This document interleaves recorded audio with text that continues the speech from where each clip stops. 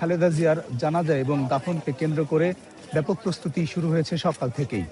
আমরা এই জিয়া উদ্যান এবং তার আশপাশের এলাকায় এসে দেখতে পেয়েছি যে সকাল থেকেই দলে দলে লোকজন এখানে এসে উপস্থিত হচ্ছেন এবং দেশের বিভিন্ন জেলা থেকে তারা এখানে এসে উপস্থিত হয়েছেন বলে তারা বলছেন। এখানে আইন শৃঙ্খলা পরিস্থিতি নিয়ন্ত্রণের জন্য সব আইন শৃঙ্খলা বাহিনীর সদস্যদেরকে আমরা দেখেছি এবং তারা ব্যাপক নিরাপত্তাও এখানে জোরদার করেছেন।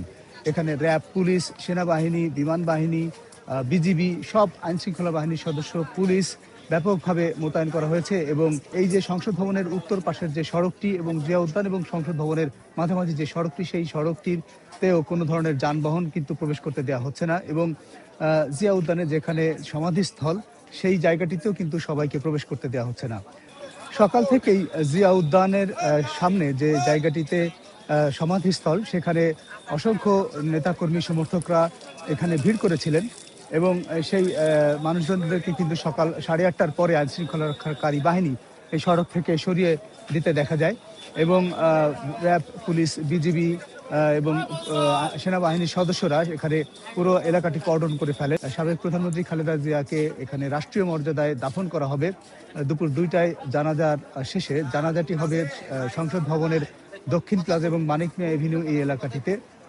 এরপরে এই আমার পেছনে যে জায়গাটি দেখা যাচ্ছে যে সমাধিস্থল, যেখানে সাবেক রাষ্ট্রপতি জিয়াউর রহমানের কবর রয়েছে, তার পাশেই খালেদা জিয়াকে এখানে সমাহিত করা হবে। তো এই আয়োজনটিকে কেন্দ্র করে 3 দিনের রাষ্ট্রীয় শোক ঘোষণা করেছে সরকার। 31শে ডিসেম্বর সরকারি ছুটিও ঘোষণা করা হয়েছে এবং বাংলাদেশ জাতীয়তাবাদী দল বিএনপি 7 দিনের শোক পালন করবে খালেদা জিয়ার মৃত্যুতে।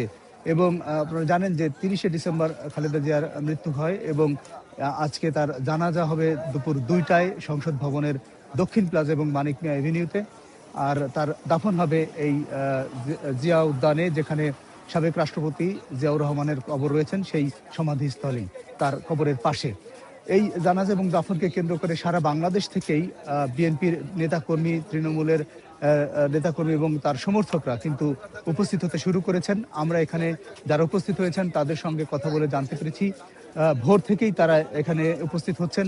রাত থেকেই তারা বিভিন্ন এলাকা থেকে, বিভিন্ন জেলা থেকে, আমি যাদের সঙ্গে কথা বলেছি আমরা জানতে পেরেছি যে ব্রাহ্মণবাড়িয়া, ময়মনসিংহ, তারপরে নরসিংদী, বিভিন্ন জায়গা থেকে, ফেনী থেকে কিন্তু এখানে ভোর 4টা-5টার মধ্যেই তারা এখানে উপস্থিত হয়েছেন এবং আমরা সকাল থেকেই এখানে এসে যেটা দেখতে পেয়েছি যে দলে দলে লোক কিন্তু হেঁটে হেঁটে এদিকে এসে উপস্থিত হচ্ছেন এবং এই জায়গাটিতে তারা এসে আসলে খালেদা জিয়ার দাফন এবং জানাজায় অংশগ্রহণের প্রস্তুতি নিচ্ছেন।